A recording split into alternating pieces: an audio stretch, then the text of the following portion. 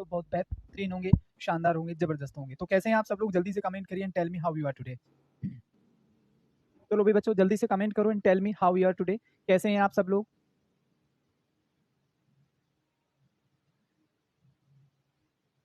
चलो, तो आज हम लोगों का प्रोनाउन का दूसरा क्लास है। आज हम लोगों का प्रोनाउन का दूसरा class, sorry preposition, preposition part 2, preposition part 2। अभी हम दूसरी क्लास पढ़ने जा रहे हैं। सो आई होप कि आपको बहुत अच्छे से कल समझ में आई होंगी चीजें, और आज हम इसको फिर आगे कंटिन्यू करने वाले हैं। तो जरा ध्यान से देखिएगा प्यारे बच्चों। आज हम जो पहला प्रीपोजिशन पढ़ने जा रहे हैं वो पढ़ने जा रहे हैं AMONG, एमंग, और एक होता है बिटवीन। एमंग होता है, बिटवीन होता है। दोनों में अंतर क्या होता है? Between is used only for two people, between is used only for two people. तो ये दो लोगों के लिए यूज होता है प्यारे बच्चों। बिटवीन जो होता है वो दो लोगों के लिए होता है। ठीक है भाई उमेश, उमेश, सुमित, शानू। तो ये क्या होता है? Only for two people,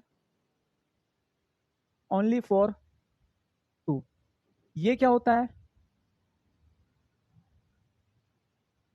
more than two. ठीक है, मतलब दो से ज्यादा के लिए, मोर देन, दो से ज्यादा के लिए, दो से ज्यादा के लिए। हम दो से ज्यादा के लिए किसका प्रयोग करते हैं? एमंग का प्रयोग करते हैं। क्लियर हुआ? और दो के लिए हम किसका प्रयोग करेंगे? बिटवीन का प्रयोग करेंगे। एग्जाम्पल के तौर पे जरा ध्यान से देखिएगा। मैंने यहां पर कहा there is no problem, no problem space you and me, you and me. तो आप जरा ध्यान से देखिएगा, मेरे को आप बताएंगे आनंद मोहकर, तो आप मेरे प्यारे भाई, आप मेरे को बताएंगे इसमें क्या होना चाहिए? मैं यहां पर बिटवीन लगाऊं, मैं यहां पर बिटवीन लगाऊं, या फिर मैं यहां पर एमंग लगाऊं? What should I use to fill this blank? भाई मुझे ये ब्लैंक भरने के लिए किसका प्रयोग करना चाहिए? बिटवीन या फिर एमंग? तो जरा ध्यान से देखो भाई, जरा ध्यान से देखो। तो यहाँ पर किसका प्रयोग होना चाहिए? तो आप जाहिर सी बात है, there is no problem between, क्या हो जाएगा? बिटवीन। क्यों हो जाएगा? क्योंकि मैं दो लोगों की बात कर रहा हूं। तो यहाँ पर क्या हो जाएगा? Between would be the right answer, between would be the right answer. Getting my point? चलिएगा एक और एग्जाम्पल देखेंगे। DIVID, divide this property space all the son. भाई लड़के क्या है? वो वाला परिवार है, हम दो, हमारे 12, तो 12 लड़के हो गए। अब 12 लड़कों में प्रॉपर्टी बटनी है, 12 लड़कों में प्रॉपर्टी बटनी, तो भाई साहब दो से ज्यादा हो गए ना, तो दो से ज्यादा हो गए। So what you should use here? तो मैं यहाँ पर क्या लगाऊंगा? एमंग। बेटा क्या लगेगा? एमंग। तो बात बड़ी कॉमन सी है। If you are using two people, तो over there between would be used. और अगर आपको लगता है कि नहीं यार हम केवल दो की बात कर रहे हैं, तो बिटवीन वहां पर यूज होगा, दो से ज्यादा है तो एमंग हो जाएगा। आई थिंक किसी को कोई डाउट इसमें नहीं होना चाहिए। Any doubt? जल्दी से बोलो भाई, एनी डाउट?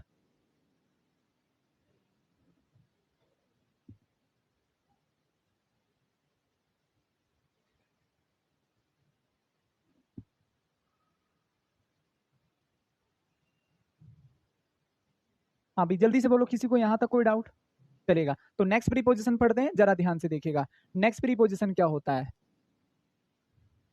हम बात करेंगे इनटू, हम बात करेंगे इनटू की। इनटू क्या होता है? जरा ध्यान से आप देखेंगे। इनटू का मतलब होता है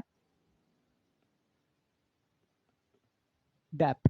ठीक है, जहां हम गहराई की बात करते हैं। ठीक है, गहराई, और प्लस में क्या होना चाहिए?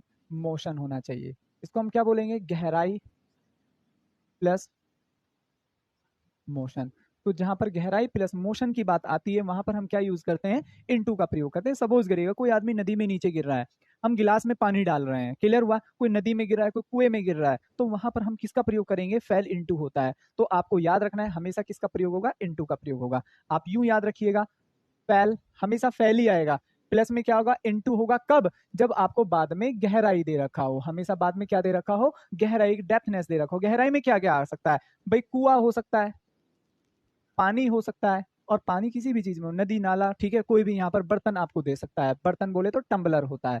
तो जब भी आप बात करते हैं तो वहां पर आप किसका प्रयोग करते हैं? इनटू का। फॉर एग्जाम्पल जरा ध्यान से देखिएगा, मैंने यहाँ पर कहा he fell, he fell into the river,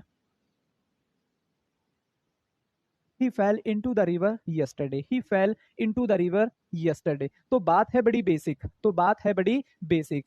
B और सी क्या होना चाहिए? बी और सी, ए बी सी, और यहाँ पर क्या हो जाएगा? डी। डी बोले तो नो एरर, डी बोले तो नो एरर। बात समझे क्या? बात समझे क्या? तो डी क्या हो जाएगा? नो एरर हो जाएगा। हमने क्या देखा? फेल के साथ इनटू आ रहा है, क्यों? क्योंकि आगे रिवर आ रहा है, तो ये क्या होना चाहिए? No error would be the right answer. No error would be the right answer. बस इतना आपको याद रखना है।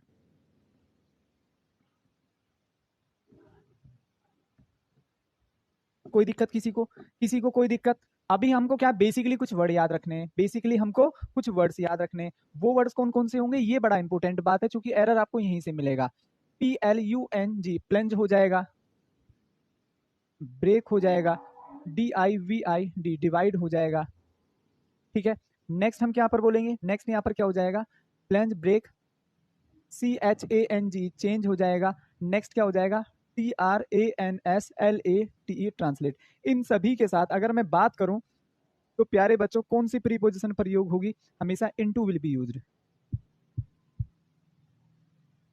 ठीक है भाई आकाश, आकाश ठीक है, you are welcome in first live class. Will be used, will be used. तो प्यारे बच्चों हमेशा आप किसका प्रयोग करेंगे? इनटू का आप यूज करेंगे। Into will be used with these words. Plunge का मतलब होता है गोता लगाना। जब आप पानी या गंगा जी में बोलते हैं ना, नीचे जाते हैं फिर ऊपर आते हैं, नीचे जाते हैं फिर ऊपर आते हैं, तो प्लेंज होता है। Break you know very well, तोड़ना। डिवाइड का मतलब बांटना। चेंज का मतलब बदलना। ट्रांसलेट यू नो, हिंदी से इंग्लिश, इंग्लिश से हिंदी, कोई भी लैंग्वेज में आप उसको चेंज करते हैं, दैट इज ट्रांसलेट। क्लियर? तो एग्जाम्पल देखिएगा, एग्जाम्पल किस तरीके से आपको वहां पर देखने को मिलेगा।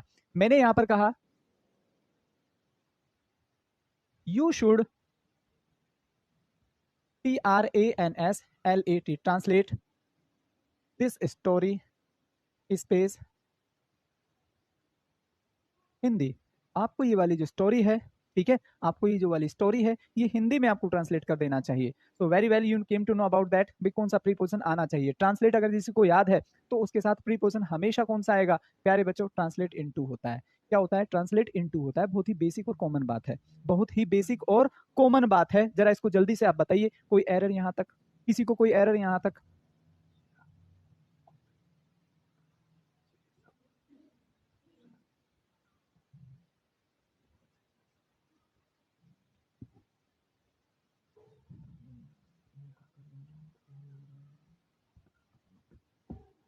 कोई दिक्कत? चलेगा, आई थिंक होनी नहीं चाहिएगा। नेक्स्ट देखिएगा, नेक्स्ट प्रीपोजिशन हम पढ़ने जा रहे हैं प्यारे बच्चों। नेक्स्ट प्रीपोजिशन क्या होगा? ठीक है, हमने यहां पर देखा नेक्स्ट है ये नेक्स्ट रूल। बेटा टू, टू का मतलब क्या होता है? इससे जब भी दो लोगों के बीच कनेक्टिविटी बढ़ती है तो हम हमेशा किसका प्रयोग करते हैं? टू का। एक आदमी गो के बाद यदि किसी भी स्थान पर जाता है, बात समझ रहे ना, तो हमेशा बीच में क्या लगाता है? टू का प्रयोग करता है। जैसे लिसन टू मी, अगर एक आदमी दूसरे की बात सुनेगा तो लिसन टू मी, दो लोगों के बीच कनेक्टिविटी बढ़ रही है तो वहां पर आप क्या लगाते हैं? टू का प्रयोग करते हैं। क्लियर? अगर गो के बाद किसी स्थान पर मैं कहूँ मैं दिल्ली जा रहा हूँ, मैंने कहा मैं ट्यूशन जा रहा हूँ, मैं कॉलेज जा रहा हूँ, तो कॉलेज, ट्यूशन और दिल्ली एक स्थान है, प्लेस है। तो गो के बाद अगर कोई भी आपको डेफिनेट प्लेस दिया गया है, आप खाली ये कहने लगे मैं वहां जा रहा हूं, तो वहां कोई स्थान नहीं है, आपको क्या पता कहाँ की बातें चल रहा है, ठीक है। तो बेटा वहां कोई स्थान नहीं है तो इसलिए वहां टू नहीं आएगा, आप खाली बोले आई गो देयर। लेकिन अगर आप खाली ऐसे बोले कि मैं दिल्ली जा रहा हूं, मैं दिल्ली जा रहा हूं, तो आपको याद रखना है, आपको याद रखना है, ठीक है, कि भाई मैं किसकी बात कर रहा हूं? स्थान की। तो वहां पर क्या हो जाएगा? आई गो टू दिल्ली हो जाएगा। क्लियर हुआ? चलो, तो आपको ये याद रखना है हमेशा, कुछ हमारे वर्ड्स होते हैं जैसे कि you should go for school on time. अभी एसएससी में हाल फिलहाल में ये क्वेश्चन आया है, हाल फिलहाल में ये क्वेश्चन आया है, शायद इलाहाबाद हाई कोर्ट में आया, शायद, मैं श्योर नहीं हूँ, लेकिन आया गो के ऊपर है। ठीक है, क्योंकि पढ़ते रहते हैं तो भूल जाते हैं भी कौन से एग्जाम में आया है, लेकिन रिसेंटली आया है। तो हमने क्या देखा? गो के बाद बेटा एक स्थान दिया हुआ है, एक स्थान दिया हुआ है स्कूल, तो गो के बाद फोर नहीं होगा, किसका प्रयोग होगा? To will be used. जल्दी से देखो किसी को कोई डाउट?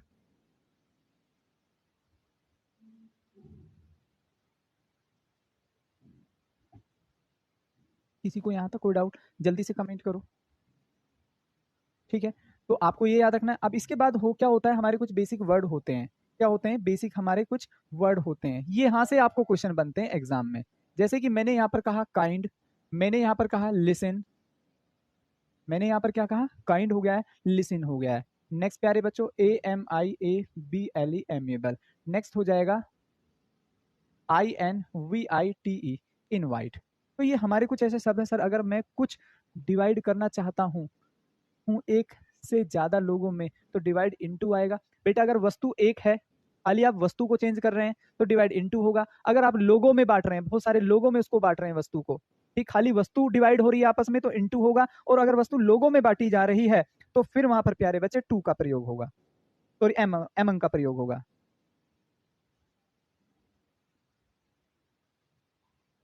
भाई मैंने ये कह दिया ये मिठाई लोगों में बांट दो, तो मिठाई लोगों में बट रही है, बात समझ रहे हो ना। और मैंने कह दिया, समझ रहे हो ना भाई, कोई मैंने एक शीशे का सामान लिया और वो टूट गया है, डिवाइड मैंने दो भागों में बांट दिया, बांटा नहीं है, किसी के पास तक नहीं गया, तो वो खुद ही वस्तु दो भागों में हो गई है, किसी लोगों में नहीं बांटी गई है। बात समझ रहे ना। भाई मैंने कोई भी एक वस्तु ली, मिठाई लिया, उसको दो भागों में तोड़ दिया, लोगों में तो नहीं बांटी ना, अगर मैं उसको लोगों में बांटूंगा तो फिर वहां पर एमंग लगा दूंगा। बस इतना कॉमन आपको याद रखना है। तो आपको याद रखना, काइंड का मतलब होता है दयालु। यहाँ पर क्या लिखा हुआ है बेटा, लिसन का मतलब होता है सुनना, एमिएबल का मतलब होता है मिलनसार, कोई होता है ना व्यक्ति बहुत ही ज्यादा मिलनसार होता है। इनवाइट का मतलब you know very well. Next इसमें को लिखेगा प्रीफर। ये तो था फर्स्ट पार्ट। सेकंड पार्ट और है इसमें, जहां भी ये वर्ड आ जाए, ये मैंने आपको पढ़ा भी रखे, प्रीफर हो गया है, ये लिख दिया है, चलो कोई दिक्कत नहीं है। Next SUPERIOR superior, INFERIOR inferior, JUNIOR junior. Next क्या हो जाएगा, SENIOR सीनियर। तो मतलब अगर किसी भी वर्ड के बाद में IOR आ जाए तो उनके बाद आपको हमेशा टू का प्रयोग करना है। किसका प्रयोग करना है, टू का। फॉर एग्जाम्पल जरा ध्यान से देखो, मैंने एग्जाम्पल दिया, he is JUNIOR, he is junior than me, he is junior than me in my class। तो बहुत ही बेसिक फंडा आप पहचान लेंगे, जूनियर आ रहा है तो जूनियर के बाद देन नहीं आएगा, हमेशा प्यारे बच्चों किसका प्रयोग होना चाहिए, to will be use, to will be use हो जाएगा। कोई डाउट किसी को, आई थिंक होना नहीं चाहिए, किसी को कोई डाउट होना नहीं चाहिए प्यारे बच्चों। क्लियर। एक और एग्जाम्पल देखिएगा, मैंने कहा ये भी एग्जाम्पल आया हुआ एग्जाम में, you must LISTN listen for your teachers, for your teachers. Clear है, ठीक है भाई प्रदीप कुमार। चलो तो जरा ध्यान से देखो बेटा, बहुत ही बेसिक बात मैं आपको पढ़ा रहा हूँ, क्या लिखा हुआ है, लिसन। तो लिसन के बाद फोर का प्रयोग नहीं होगा, किसका प्रयोग होगा, हमेशा to will be used there, to will be used there. तो यहाँ पर किसका प्रयोग होगा, टू का प्रयोग होगा। जल्दी से बोलो, किसी को यहाँ तक कोई डाउट।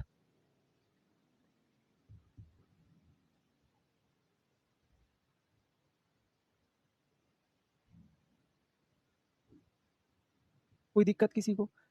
सर अगर मैं कुछ डिवाइड करना चाहती तो बेटा बता दिया है। चलो नेक्स्ट देखिएगा, नेक्स्ट क्या हो सकता है। मैंने यहाँ पर बोला नेक्स्ट रूल है, ये नेक्स्ट रूल है फॉर। फॉर का मतलब क्या होता है, के लिए। मैंने कहा भाई ये वाला वस्तु, ये वाला पेन आपके लिए, मैंने कहा ये चेयर आप सब लोगों के लिए है, आइए और बैठिए, ठीक है। तो जब भी आप किसी को ये बोले के लिए, आपके लिए, उसके लिए, तुम्हारे लिए, तो वहां पर हमेशा के लिए के सेंस यूज करते हैं, के लिए के सेंस के लिए यूज करते हैं फॉर। मैंने कहा this chair is space you, this chair is space you. तो जरा ध्यान से देखो प्यारे बच्चों, जरा ध्यान से देखो, तो यहाँ पर क्या हो जाएगा, यहाँ पर क्या हो जाएगा, फॉर यू, क्या हो जाएगा, फॉर यू हो जाएगा। किसी को कोई यहाँ तक डाउट हो तो बोलो, किसी को कोई यहाँ तक डाउट हो तो बोलो।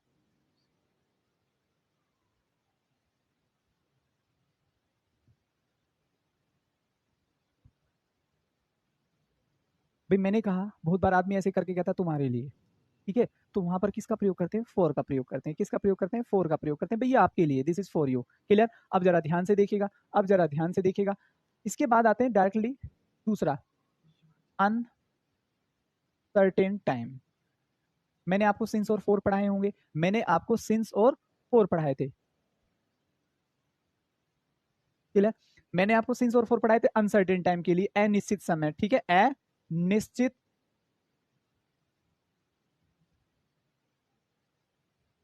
समय के लिए, ठीक है भाई प्यारे बच्चा। भाई मैंने कहा मैं यहाँ कुछ दिनों से रह रहा हूँ, मैं यहाँ कुछ वर्षों से रह रहा हूँ, कुछ में हमें पता नहीं चल पाता कि मैं कितने सालों की बात कर रहा हूँ, मैं कितने महीनों की बात कर रहा हूँ। I am not sure for that, उसमें श्योर नहीं हो पाते। तो आपको बेसिकली क्या याद रखना है, जहां भी आप अनसर्टेनिटी की बात करते हैं तो वहां पर क्या हो जाता है, फोर हो जाता है। बस इतना बेसिक और कॉमन बात आपको याद रखना है, ठीक है भाई। जरा ध्यान से देखो, मैंने यहाँ पर कहा नेक्स्ट, हमारे कुछ वर्ड्स होते हैं, हमारे कुछ वर्ड्स होते हैं, जरा ध्यान से देखो। मैंने एग्जाम्पल दिया,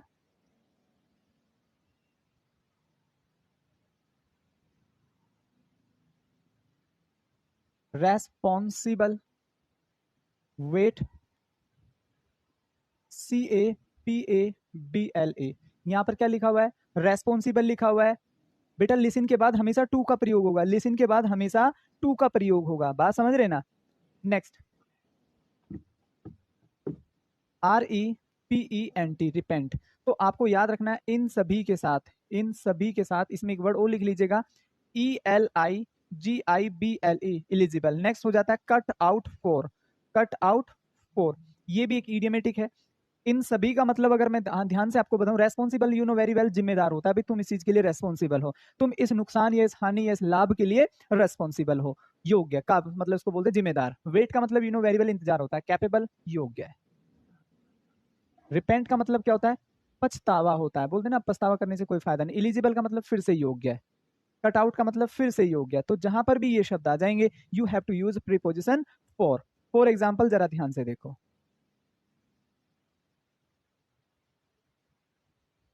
मैंने यहां पर कहा, एग्जाम्पल जरा ध्यान से देखिएगा, मैंने यहां पर कहा he is not, ELIGIBL, eligible of this job now.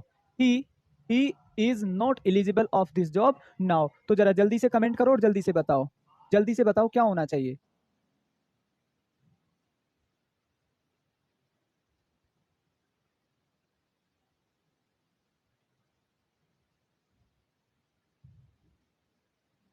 भाई बहुत ही बेसिक फंडा है, बहुत ही बेसिक फंडा है, A, B और C।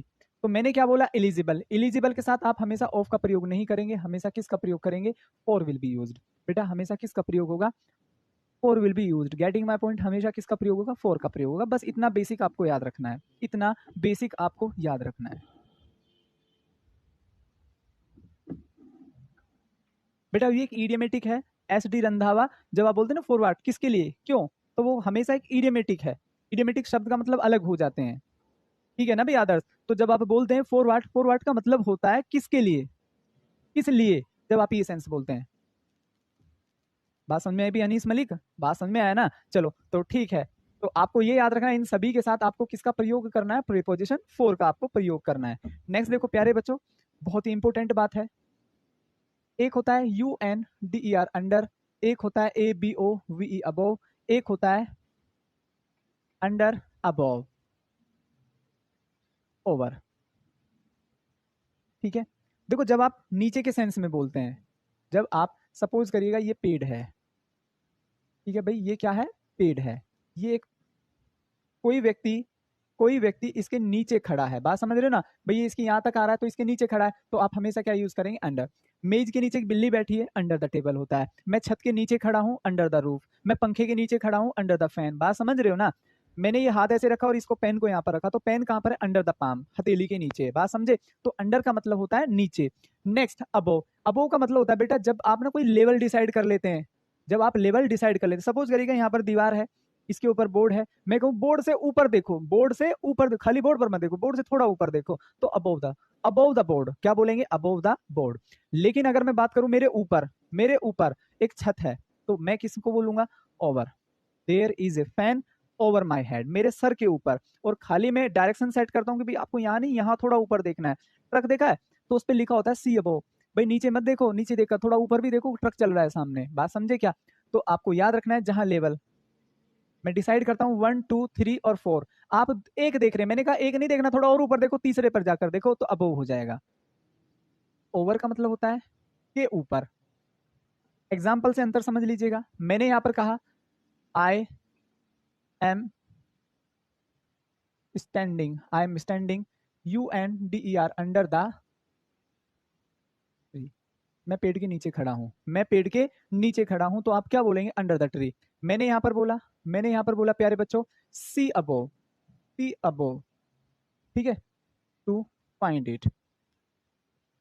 अगर तुम्हें ये चीज चाहिए तो थोड़ा सा ऊपर देखो, ठीक है, थोड़ा सा ऊपर देखो। सी अबोव, अबोव का मतलब ऊपर। नेक्स्ट एग्जाम्पल मैंने दिया, there is a fan over me, मेरे सर के ऊपर एक पंखा है। दूसरा एग्जाम्पल बेटा, ये ज्यादा खत्म के लिए भी यूज होता है, ये फिनिश के लिए भी यूज होता है। किसके लिए? फिनिश के लिए। मैंने कहा class is over, class is over, ठीक है, ऐसे बोल सकते हैं। नेक्स्ट आप ये भी बोल सकते हैं MATCH, match is over, match खत्म हो गया है। तो ओवर के सेंस, सॉरी, खत्म होने के सेंस में भी आप किसको यूज कर सकते हैं, ओवर को आप यूज कर सकते हैं। आई थिंक किसी को यहां तक कोई डाउट नहीं होना चाहिए, जल्दी से कमेंट करो।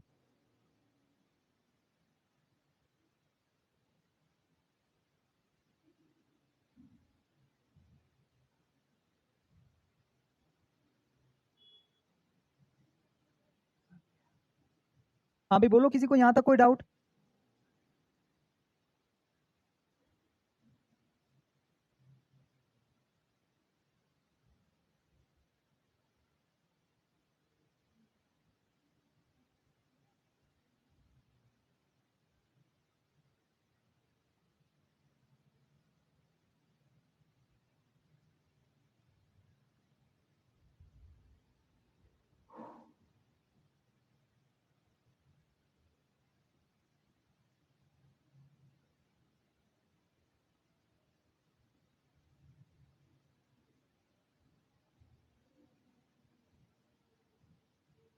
बिल्कुल बोल सकते हैं, he is under, under the water, बिल्कुल होता है यार, ठीक है ना, अंडर द वाटर बिल्कुल होता है, पानी के नीचे। चलो जरा ध्यान से देखो, फिर हम नेक्स्ट रूल पढ़ने जा रहे हैं, जरा ध्यान से आप इसको फोकस करिए, जरा आप इसको अच्छे से फोकस करिए।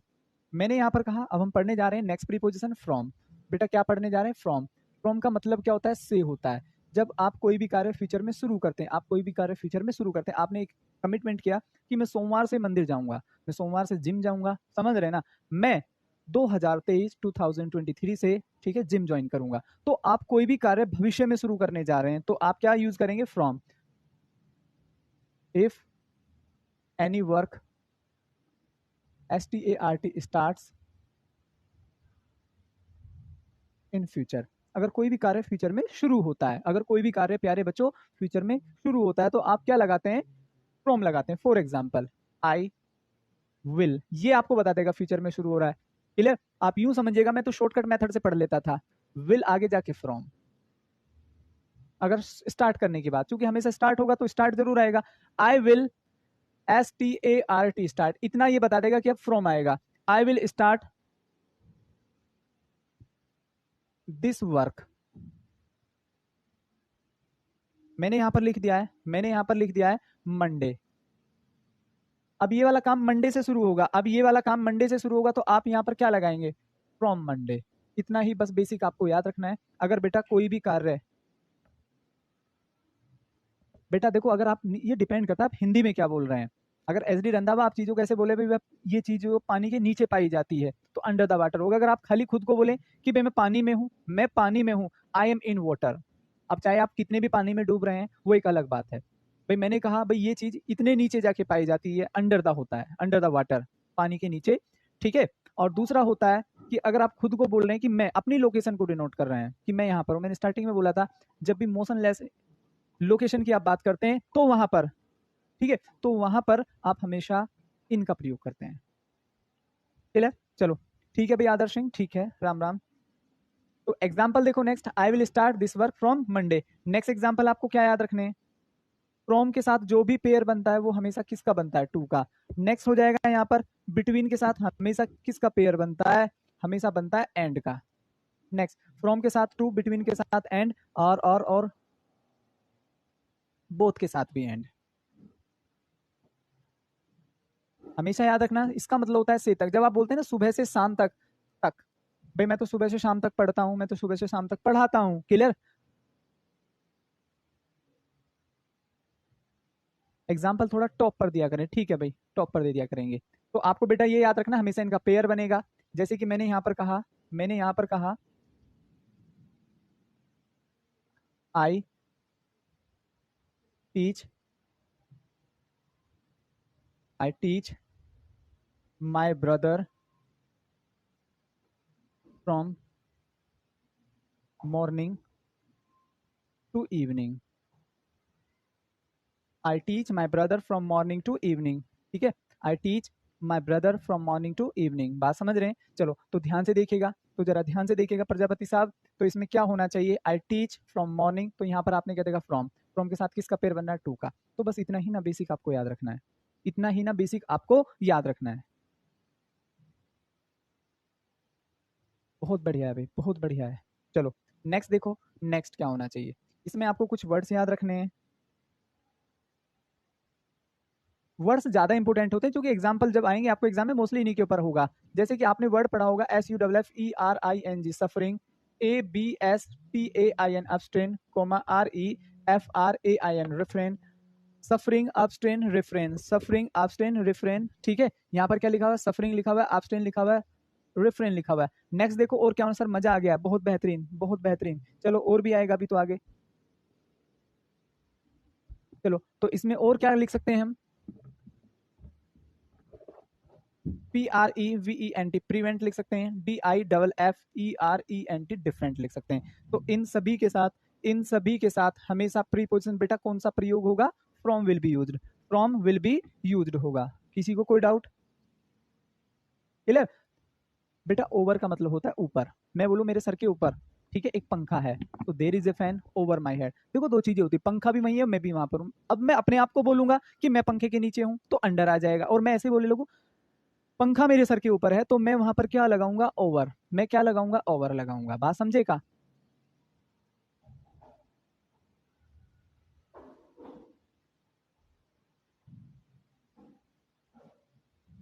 ठीक है भाई आदर्श सिंह, मैंने कह दिया। देखो एक अधिकता के लिए भी होता है ओवर का, मैच ओवर हो गया है, क्लास ओवर हो गई है। अब सपोज करो आपका बैच लगभग से खत्म होने जा रहा है, तो मैं क्या बोलूंगा भाई ये क्लास ओवर हो गई। आप मेरे से 10 दिन बाद पूछेंगे तो मैं क्या बोलूंगा भाई क्लास तो ओवर हो गई आपकी, खत्म हो गई है। तो वहां पर हम क्या लगाएंगे, ओवर लगाएंगे। चलो तो जरा ध्यान से देखो, सफरिंग का मतलब क्या होता है, कष्ट। abstain और रिफ्रेन का मतलब होता है अलग रहना, अलग रहना। प्रिवेंट का मतलब क्या होता है, रोकना। डिफरेंट का मतलब क्या होता है, भिन्न।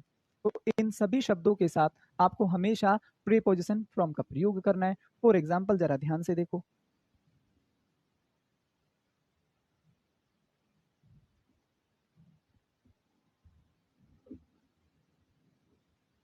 यू शुड,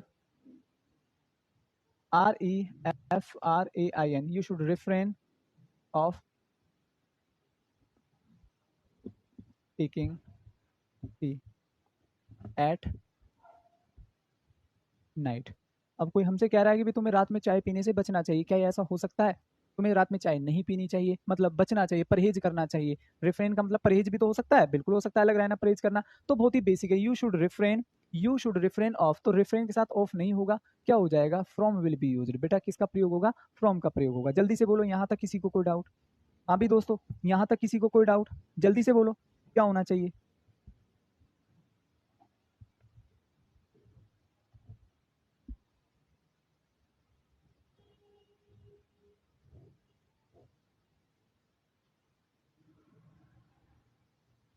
चलो जल्दी से देखो क्या हो जाएगा।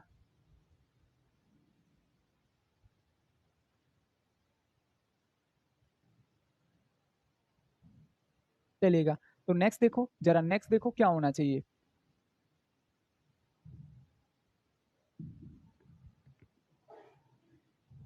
एक होता है ऑफ, ऑफ का मतलब होता है SEPARATION सेपरेशन।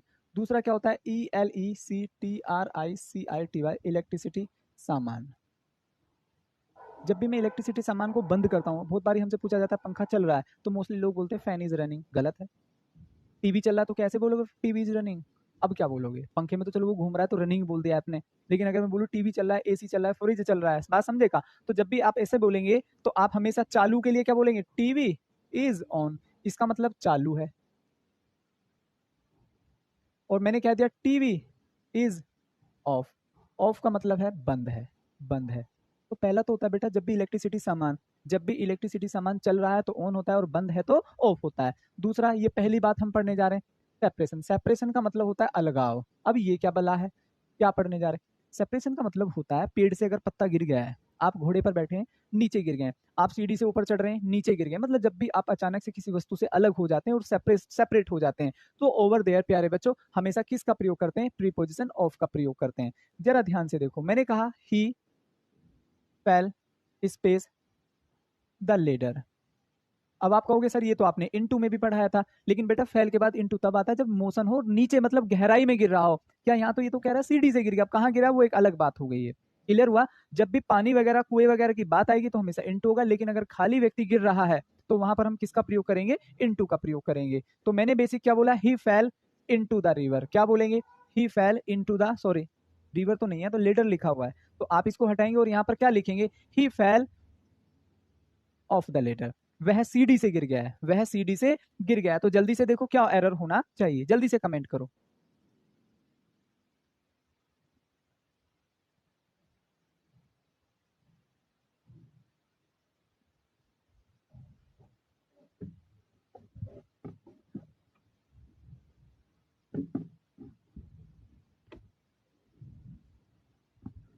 क्लियर, एक और देखिएगा,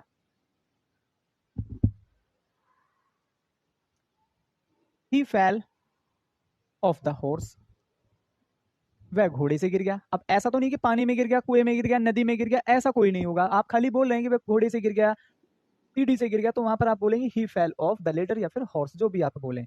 आगे देखो जरा नेक्स्ट क्या पढ़ने जा रहे हैं।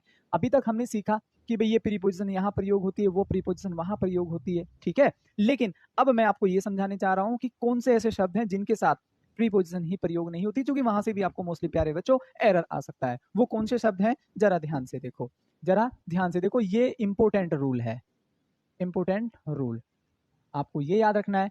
STRESS स्ट्रेस, नेक्स्ट हो जाएगा INVESTIGATE इन्वेस्टिगेट, क्या हो जाएगा, इन्वेस्टिगेट हो जाएगा। नेक्स्ट क्या हो जाएगा, ATTAC अटैक हो जाएगा, ENTER एंटर हो जाएगा, ठीक है। नेक्स्ट INVADE इन्वेड हो जाएगा, ठीक है भाई। जल्दी से देखो, किसी को यहाँ तक कोई डाउट, जल्दी से। नेक्स्ट इसमें आप लिख सकते हैं ORDER ऑर्डर हो जाएगा, टेल हो जाएगा, RESEMBL रिजेंबल हो जाएगा, REQUEST रिक्वेस्ट हो जाएगा, ठीक है भाई। क्या हो जाएगा, रिक्वेस्ट हो जाएगा। जल्दी से बोलो, किसी को कोई डाउट।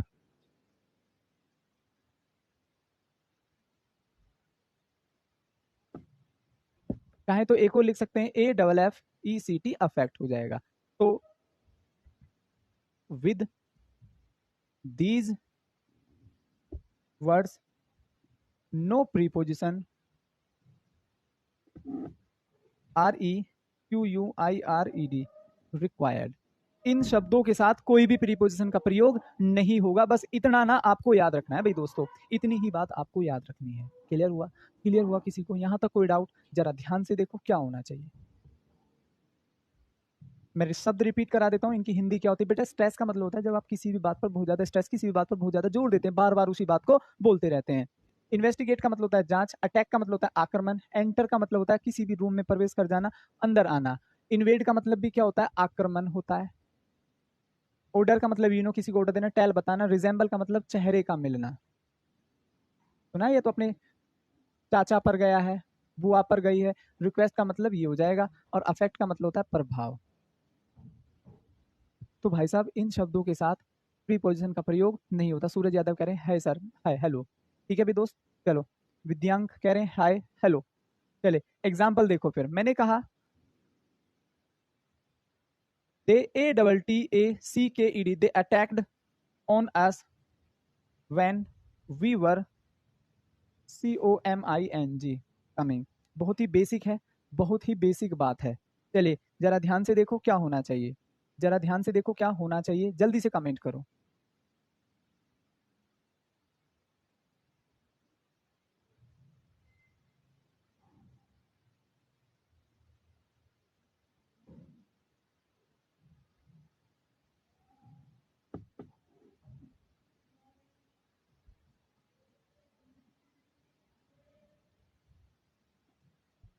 देखते हैं भाई रंधावा, देखते हैं दोस्त, जैसा सर बोलेंगे वैसा ही करना पड़ता है, ठीक है। जैसा मैनेजमेंट बोलता है वैसा करना पड़ता है, मैनेजमेंट से बात होगी तो देखते हैं। जरा ध्यान से देखो, दे अटैक्ड, तो अटैक्ड के बाद कोई भी प्रीपोजिशन प्यारे बच्चों नहीं आएगी, अटैक के बाद कोई भी प्रीपोजिशन नहीं आएगी। एक और एग्जांपल देखेंगे, मैंने कहा you should not ENTER enter, you should not enter into the OFFIC office without PERMISSION without permission. ये क्वेश्चन मैंने आपको दिया, तो जरा इसको ध्यान से देखिएगा, क्या इसमें एरर होना चाहिए, जल्दी से कमेंट करो। ठीक है भाई उदयनाथ, जल्दी से बताओ। बहुत बेहतरीन। तो इसमें क्या हो जाएगा यार, बहुत ही कॉमन एरर है, बहुत ही कॉमन एरर है। तो मैं यहाँ पर एंटर आ रहा है, एंटर के साथ कभी भी इनटू का प्रयोग नहीं करूंगा, एंटर के साथ इनटू का प्रयोग नहीं करूंगा। इतना ही ना बेसिक आपको याद रखना है, बस इससे ज्यादा कुछ नहीं। ठीक है, तो आज की क्लास यहीं रखते हैं, प्रीपोजिशन से इतना काफी है। आप इतना भी पढ़ लेंगे तो आपको एग्जाम में क्वेश्चन डायरेक्टली मिल जाएंगे। ये बहुत कुछ मैंने आपको पढ़ा दिया है। ठीक है, ये सीजीएल लेवल तक भी सफिशियंट है। आप इसको पढ़ें, प्रैक्टिस सेट लगाएं और बाकी आपको क्वेश्चंस मिलेंगे। जो भी प्रीपोजिशन से मिलेगा, कुछ अलग मिल रहा है तो उसको राइट डाउन करें, और यहीं से मिलता है तो एक अच्छा सा रिवीजन इसका करें और अच्छे से इसको याद करें। Questions will be very easy for you if you know the rules which I just taught you. Clear? Clear हुआ? कोई दिक्कत प्यारे बच्चों? तो फिर ये आज की क्लास यहीं रखते हैं, बाकी फिर कल आपसे एक बार फिर से